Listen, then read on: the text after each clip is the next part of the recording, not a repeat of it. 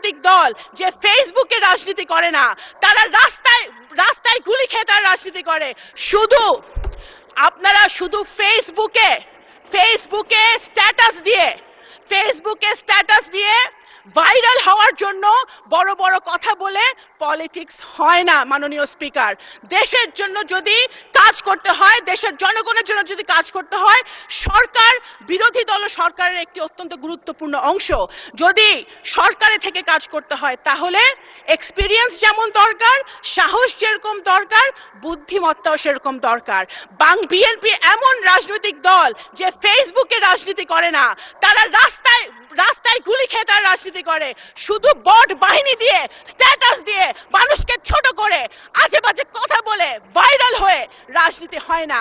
যদি ৭১ সালে ফেসবুক থাকতো, যদি ৭১ সালে সোশ্যাল মিডিয়া থাকতো, তাহলে হয়তো দেশ স্বাধীন হতো নাকি আমরা জানি না। মাননীয় স্পিকার, আমি একজন মুক্তিযোদ্ধার সন্তান। আমি এতটুকুই বলতে পারি মুক্তিযুদ্ধ নিয়ে যে, মাননীয় স্পিকার, আপনি একজন বীর মুক্তিযোদ্ধা। মুক্তিযুদ্ধ we cannot replace মুক্তিযুদ্ধ with anything else. একদিকে মুক্তিযুদ্ধ, আরেকদিকে যত আন্দোলন হয়েছে এবং ভবিষ্যতে বাংলাদেশে যত আন্দোলন হবে সবগুলো একদিকে। মুক্তিযুদ্ধ একদিকে, সব কিছু আরেকদিকে।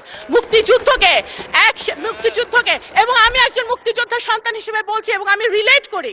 আমার সামনে বসে আছে যারা, নাহিদ বসে আছে, আমাদের হাসনাত বসে আছে, যারা মাননীয় সংসদ সদস্যরা বসে আছে। আই এম সরি, আমি ওদের সেন্টিমেন্টকে আমি রিলেট করি। আমরাও চাই আমাদের সন্তানরাও, আমরাও চাই যে আমাদের সন্তানরা একটি নতুন বাংলাদেশে বসবাস করুক, যেই বাংলাদেশে আইনের শাসন থাকবে, খুনের বিচার হবে, ন্যায় বিচার প্রতিষ্ঠা হবে, বাংলাদেশ গুণগতভাবে উন্নয়নের শিখরে উঠবে। সেটা ইনশাল্লাহ আমরা যদি ঐক্যবদ্ধ থাকি, কাদা ছড়াছড়ি না করি, আমাদের এই পার্লামেন্ট থেকে ইনশাল্লাহ সূচনা হবে। ইনশাল্লাহ। আসসালামু আলাইকুম। ধন্যবাদ মাননীয় স্পিকার।